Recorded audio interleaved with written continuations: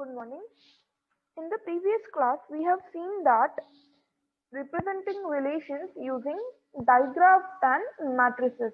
So we have seen how we can represent a relation using matrix, that is, we represent it by using a 0-1 matrix, and also we have seen how we use directed graphs to represent our relation. Now, along with that, in the matrices, we have seen if we have a matrix with all the diagonal elements, if we have a square matrix with all the diagonal elements as 1, then it is also a reflexive relation. That is, if a square matrix with the diagonal elements as 1, then we can directly say that it is reflexive relation. Also, if you remember, we have seen that if a given matrix is symmetric, that is, the matrix M on relation R, if it is a symmetric matrix, that is, the transpose of that matrix is equal to itself, then it is also a symmetric matrix.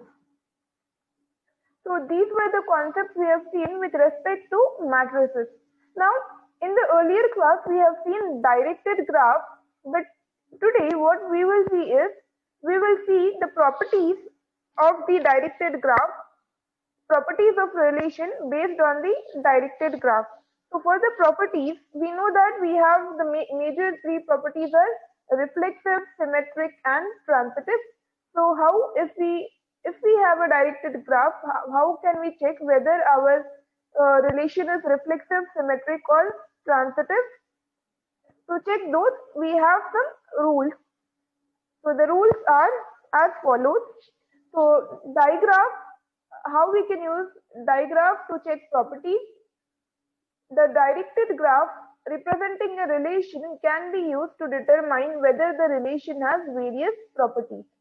So the directed graph which we have created to represent our relation can be used to determine the various properties. So the first property which we will see is reflexive.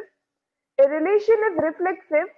I've already said that earlier actually in the previous class while we were doing the problem, that suppose if we have a loop, then it will give us the pair 2, 2, 3, 3, A, A. Okay. So if we have a pair of a pair from A to A or 3 to 3, that is from the same element to itself, then a relation from the same element to itself, then it is called, then it actually creates a loop. So a relation is reflexive if and only if there is a loop at every vertex. So suppose if you have a relation from a set A 1, 2, 3 and it is reflexive, that means your relation will be having the pairs 1, 1, 2, 2, 3, 3, definitely. It may have some other pair of elements, but these three will be there definitely, then it will be known as a reflexive relation. If this is a reflexive relation, then if we have these three vertices, then there will be a loop at each and every vertex. So this will be the case. Now there might be or might not be any other elements, but definitely there should be a loop on all the vertices, then only it will be called as reflexive. So that every ordered pair of the form x comma x occurs in the relation. So that is why we are saying that each and every vertex should have a loop. Now the next thing will be symmetric. So a relation is symmetric if and only if for every edge between distinct vertices in its digraph, there is an edge in the opposite direction. So that yx is in the relation whenever xy is in the relation. Now what does this mean? Suppose if we have the same three vertices 1, 2, 3, okay, and now we have the relation is as follows: 1, 2, 2, 1, and 2, 3, and 3, 2. Now, what is the symmetric property? If xy is in R, then yx should also belong to R. If x comma y is in R, then y comma x should also belong to R. So if suppose 1 comma 2 is R, x comma y, then what will be y comma x? Y comma x is 2 comma 1. Similarly, 2 comma 3, what is x comma y 2 comma 3, y comma x will be 3 comma 2. So if I try to draw these relations in a graph, it will be as follows. So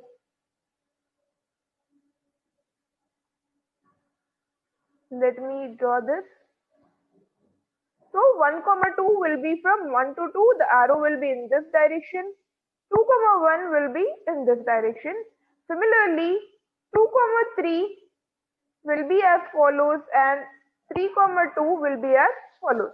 So now over here, if you see the definition, it is written as a relation is symmetric if and only if for every edge between distinct vertices. So if there are two distinct vertices, if we have an edge between them, then there should be an edge in the opposite direction also. If we have such kind of edges in the directed graph, then it is a symmetric relation. So I hope you have understood now. The opposite definition will be for antisymmetric, that is, if we have an edge in the if we have an edge between distinct vertices, then there should not be an edge in the opposite direction. So we will see the next definition. For that, you can take an example by yourself.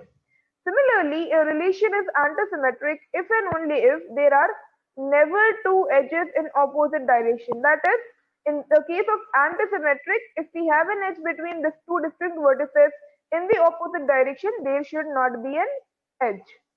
Finally, a relation is transitive if and only if whenever there is an edge. So if I take the same three vertices x, y, z, let's see this x, y, and z. Now, whenever there is an edge from a vertex x to vertex y, so from x to y we have an edge, and we also have an edge from vertex y to vertex z. So we have an edge from y to z. So if we have xy and if we have yz in the relation R, then to make it transitive, which other pair should we have? We need to have x comma z. So we need to have an edge from x to z. Then there is an edge from x to z completing a triangle where each side is a directed edge with the correct direction. So x to y, y to z, and then x to z. Okay. So this is the transitive property. So we have seen how should we check the property. If we have a loop, it will be reflexive. If we have edges in the both the directions, that is, if we have an edge from x to y, y to x, it will be symmetric. If it does not satisfy that property, it will be antisymmetric. And a transitive is, that is, when it forms a triangle and we write the correct direction. Now, based on this, let's see a problem. Determine whether the relations for the directed graph shown in the figure are reflexive, symmetric, antisymmetric, and or transitive. Now, we have two examples given, and this is very important and to be written with the explanation. But for now, I will create a table to check our property: reflexive, symmetric, and transitive. Now we have two graphs. One is the graph R and one is the graph S. So for the graph R and S, so this is the property reflexive, this is symmetric, transitive, and also we will mention antisymmetric. Now let's mention the graph R and let's take the graph S. Now we have to check each and every property for these two graphs. So first we will take the graph R. Let's check for reflexive. What is the property for reflexive? There should be a loop at every edge. So there is a loop at A, there is a loop at B and C. So it is reflexive. Now we will check the reflexive property for S. There should be a loop at every edge. We don't have loop at A and C. We only have at B and D. So if you want to satisfy the reflexive relation, there should be a loop at every edge. Even if it does not have a loop on one edge, it won't be reflexive. So the graph S, directed graph S, is not reflexive. Now the next is symmetric. So for the case of symmetric, for this case, if you see, we have a edge from A to B and we have an edge from C to A. But do we have the edges in the opposite direction? No. In this case, we have an edge from B to C and C to B, but for the other two cases, it does not satisfy. So this graph, directed graph R, is neither symmetric nor antisymmetric. So this is neither symmetric nor antisymmetric. Okay, now why am I saying it is not antisymmetric? For it to be antisymmetric, there should not have been this edge, either CB or BC. But we have an edge over here, so this won't be antisymmetric. Now, after that, we will see the symmetry and antisymmetry and in the directed graph S. So, for each edge, that is for each edge between two distinct vertices. So we have edges between AB, AD and AC. Now between AB we have both the edges, one in the direction from A to B and the other in the direction from B to A. Similarly for AD and AC. So this graph is symmetric, and if it is symmetric, obviously it won't be antisymmetric, so this is not antisymmetric. Now, what about transitive? Let's see for the graph R. For this graph R, if we have the edge AB and we have, let's just mention it over here, we have AB and we have CA, then we have BC and CB. Apart from that, we have the three edges for AA, BB and CC. So now here there is an edge from A to B and there is an edge from B to C. Okay, but what about the edge from, if we have AB, if AB comma BC belongs to R, then which edge should be in R to make it transitive? It should be AC. AC does not belong to R in this case. So for this reason, the directed graph R is not transitive. So only it is reflexive. Now, for the directed graph S. In the directed graph S, we see that we have CA and also we have AB. CA and AB belongs to S. Then what other pair should belong to S to make it transitive? CB. Do we have CB, anything connecting from C to B? No. Similarly, you can see another pair, that is CA and AD. Do we have CD? No. So in such way, we can see that this graph is also not transitive. So this is the way you are supposed to solve this question. Apart from that, once you have solved it in this way, you have to write an explanation which is shown over here. Because there are loops at first, so first we are seeing the explanation for the directed graph R, then here we have the explanation for S. Because there are loops at every vertex of the directed graph of R, it is reflexive. R is neither symmetric nor antisymmetric because there is an edge from A to B, but not one from B to A. But there are edges in both directions containing B and C. So that is why it is not symmetric nor antisymmetric. Finally, R is not transitive because there is an edge from A to B and an edge from B to C, but no edge from A to C. Now, the important thing over here is sometimes this question comes in your LAQs. So in that case, what you are supposed to do is mention the properties for reflexive, symmetric and transitive. Then make a note of these side headings, that is write reflexive, then mention why it is reflexive and mention all the pairs or all the edges that are making it reflexive. Similarly, do it for symmetric and transitive. Now, the next question, similarly, you can do it by yourself.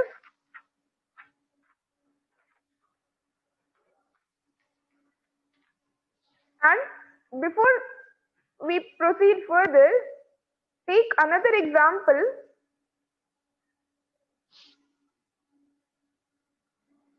This is the example. I have the edges A, B and C and D. So this is A, B, C and D, and I have the vertices A, B, C, D, and the edges are given as follows. Now in this graph, please check for all the 4 properties given over here. The next topic is closures of relations. So suppose if R is a relation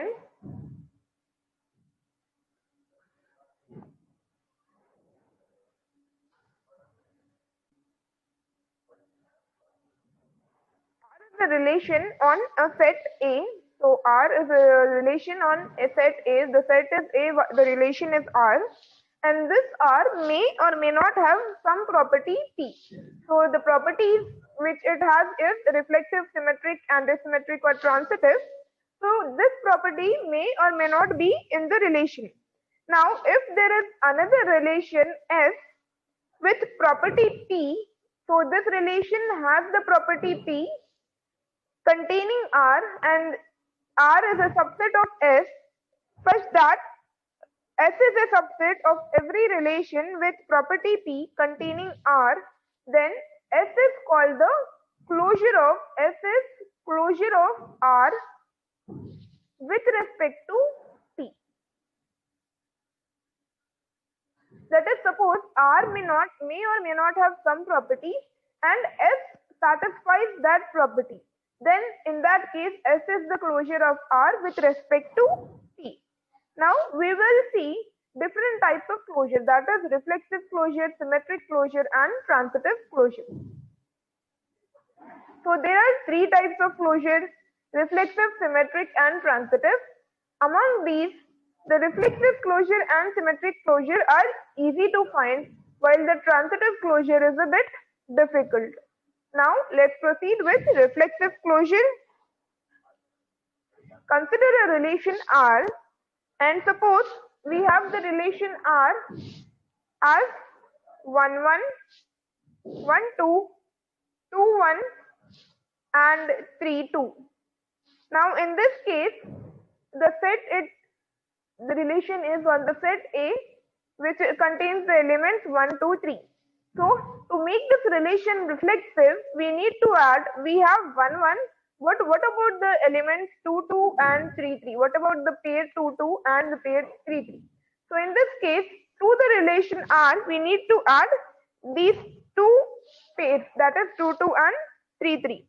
So once we add it, if we are creating a new relation, and this new relation as S has all the pairs 1, 1, 2, 2, 3, 3, and apart from that it has 1, 2, 2, 1, 3, 2, then this new relation S is called the closure of R with respect to the reflexive property, and this is known as this S is known as the reflexive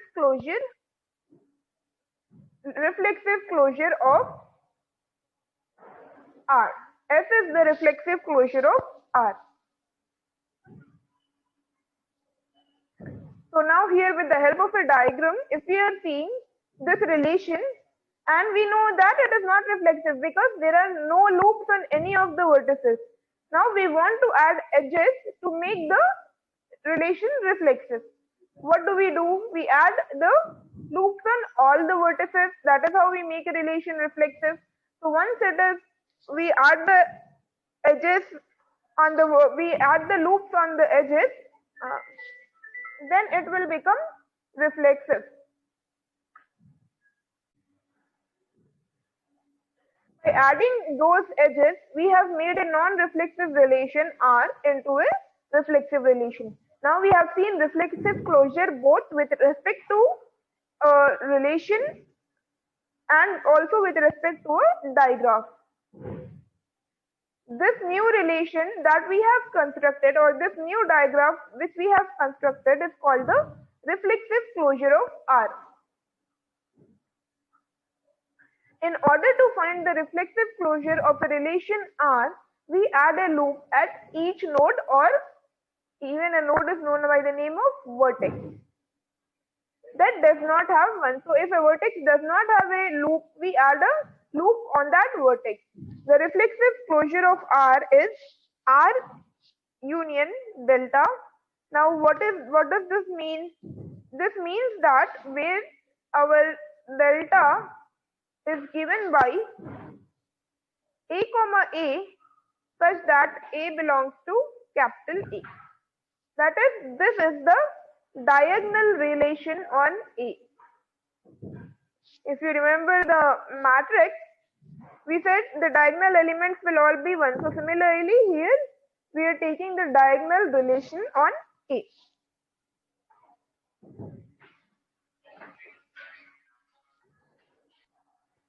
Where delta is equal to A comma A, that is a pair of elements A comma A such that A belongs to R.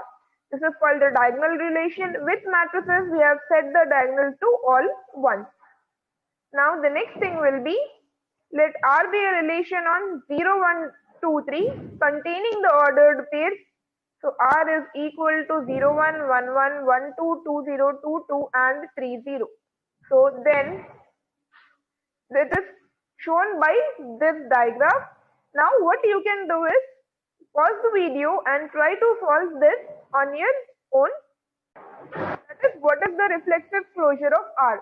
That is, at each node you have to add a loop. So here we add all pair of edges A comma A that do not already exist. So at 0 there is no loop or no 0 comma 0, so we add 0 comma 0. At 1 it is already there, 2 has already a loop, so at 3 also we need to add a loop. So the edges in blue represent the already existing relation R, while the edges in red represent the edges that we are adding to make this reflexive relation, to make this relation R reflexive, or to get the reflexive closure of R. We add edges 0, 0 and 3, 3. Now the next topic will be symmetric closure. Consider a relation R. So this is the relation that has been given. Now we can see that it is not symmetric. Why is it? Because on these two vertices, if I am naming the vertices 1, 2, 3, 4, 5, 6 and 7. So on 1 to 2, 2 to 1, it is symmetric. 2 to 3, 3 to 2, it is symmetric. What about 3, 4? We don't have a 4, 3. 4, 5, we don't have a 5, 4. 5, 6, we don't have a 6, 5. Similarly, 6, 7, we don't have a 7, 6. So in this case, we don't have 4 edges to make it symmetric. So for that, we want to add edges to make the relation symmetric. Now, this is the way we do it. That is, we add an edge in the opposite direction. By adding those edges, we have made a non-symmetric relation R into a symmetric relation. And this new relation that we got is called the symmetric closure of R. In order to find the symmetric closure of a relation R, we add an edge from A to B where there is already an edge from B to A. Suppose if we have an edge from 1 to 2, then we add an edge from 2 to 1. The symmetric closure of R is given by R union R inverse. That is, where this R inverse denotes B comma A such that A comma B belongs to R. So if we have AB in R, we need to have BA in R. So this is the R inverse. So if R is equal to AB, then R inverse is BA. Or you can even write this in this way to make R inverse. Better write it in this way.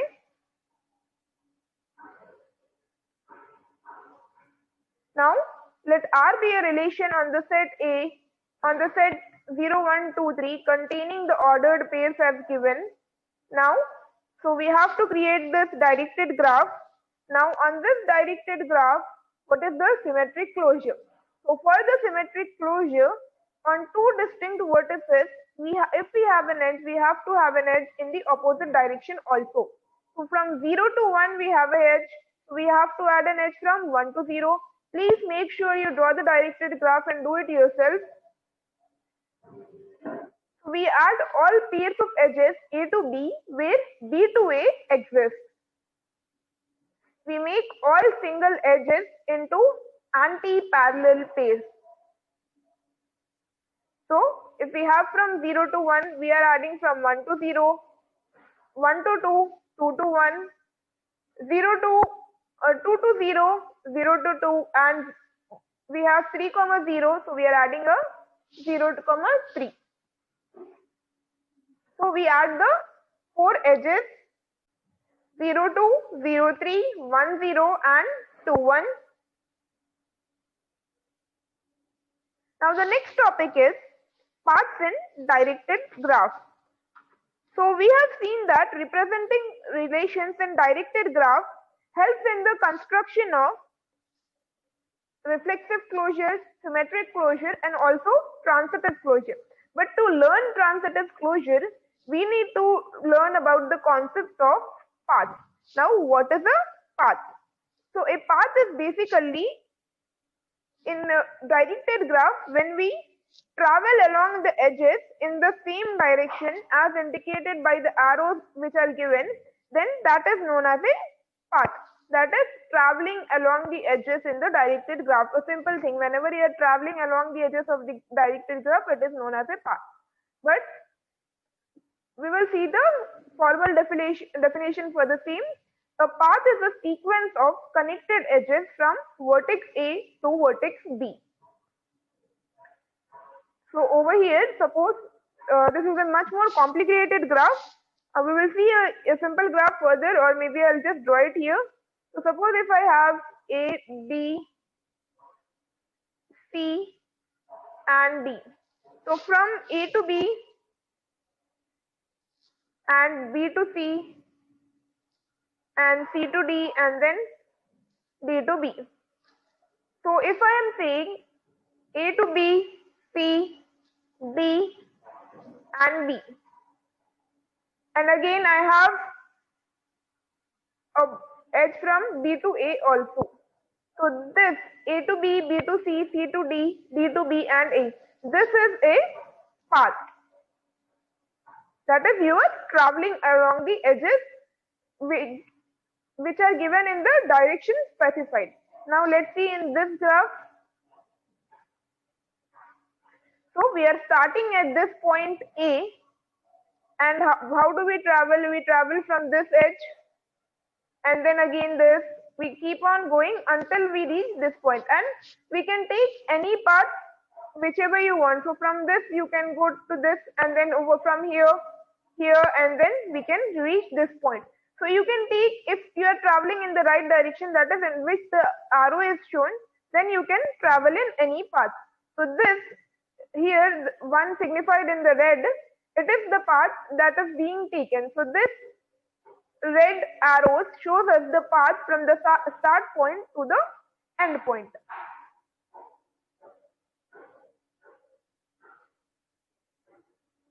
Or we can even take this path.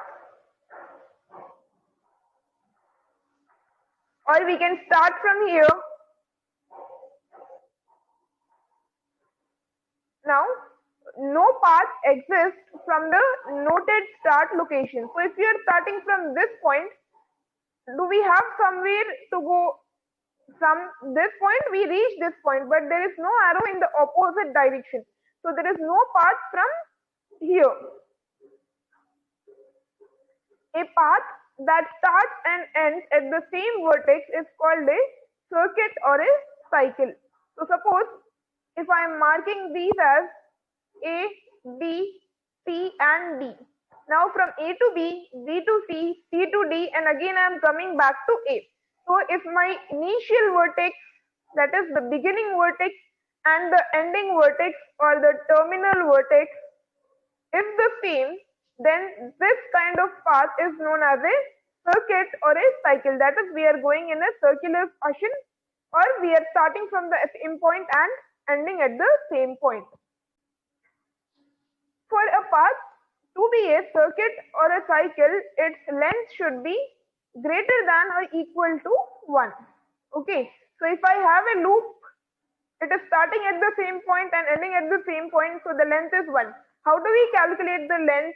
The length will be how many edges we have. So for this path, the length will be, or for this circuit, the length will be 4. For the earlier,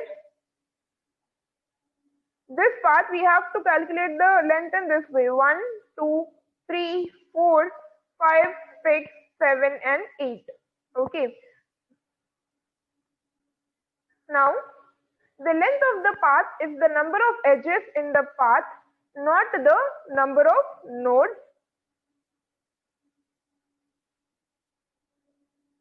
So we are not supposed to calculate the number of nodes. So suppose if we calculate the number of nodes, and if we have a edge in both the directions, then it will give us the length incorrect. So always we have to calculate the number of edges rather than the number of nodes. And now the definition is as follows: a path from A to B in the directed graph G is a sequence of edges. So this is actually x0, x1. Please make a correction. x0, x1 subscript, x1, x2, x2, x3, and xn minus 1 and xn. In G, where n is a non-negative integer and x0 is A and xn is B. That is a sequence of edges where the terminal vertex of an edge is the same as the initial vertex in the next edge in the path. This path is denoted by, if we want to denote the path, we write it as x0, x1, x2 and till xn. And what is the length? The length will be n. Okay. Now,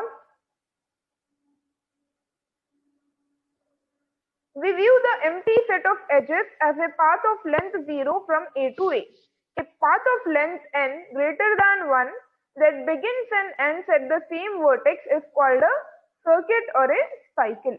Now, which one of the following are paths in the directed graph shown in figure A, B, E, D, A, E, C, D? So these are the paths given for us. We have to check whether these can be paths or not. That is, are we traveling in the correct direction or not?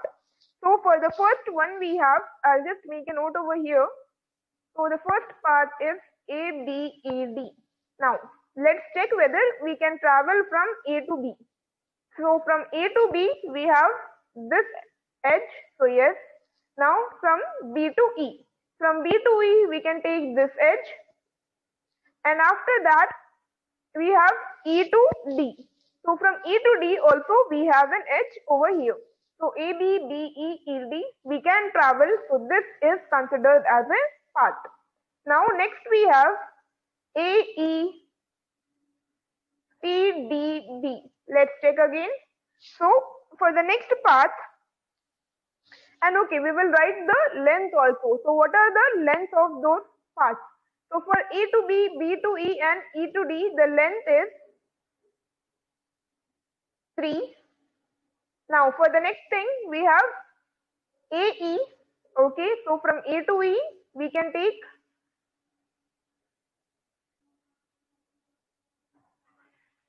this one AE. Then we have E to C. Do we have from E to C? Yes, we can take this edge. After that we have C to D. Now for C to D, let's check whether we have an edge from C to D. We have an edge from C to B. Also we have an edge from C to B is the only edge which is originating in C. We have an edge from D to C, but there is no CD in our directed graph. There is no CD. So since there is no CD, that is we cannot travel from C to D. So this cannot be considered a path. So this is not a path and we cannot have the length also. Now the next is BAC, DA and B. So for this, let's check again.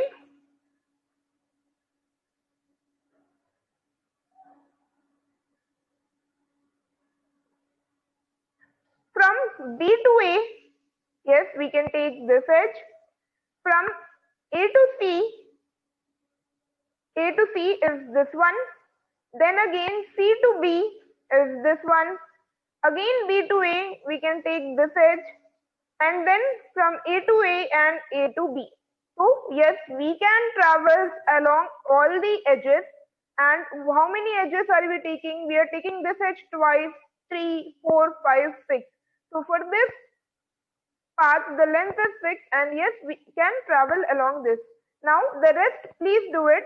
But for this edge, this path, you can see that we are starting at B and again ending at B. So this is also known as a circuit.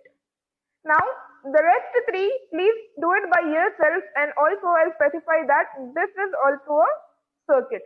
All the other 3 you can find the length and check whether they are a path or not. The next topic is transitive closure. As I have already said that it is a bit difficult to find, that is, the transitive closure is not as simple as the symmetric and reflexive closure, and transitive closure of a relation is equivalent to determine which pairs of vertices in the directed graph are connected by a path. So suppose I can simply define transitive closure B. Suppose X is a finite set containing n elements. So the set X, it contains n elements, and there is a relation R on this set X. Then the transitive closure of relation R on X is denoted by R plus, and it is given as R union R square, union R cube, union, and so on up to union R power n. Or it can also be given as R plus is equal to union, which is a complete union. So n is equal to 1 to infinity R power n. So whatever your n value is, you have to go on till there. So this is the transitive closure for a relation. Now based on this idea, we will see an example, and also based on transitive closure, we also have a algorithm. So we will see that as follows.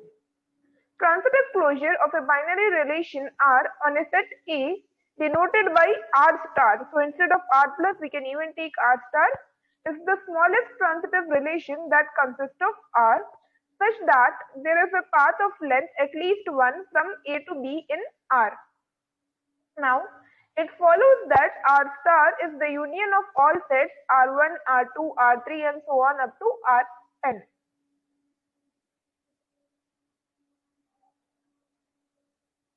Which is given as follows.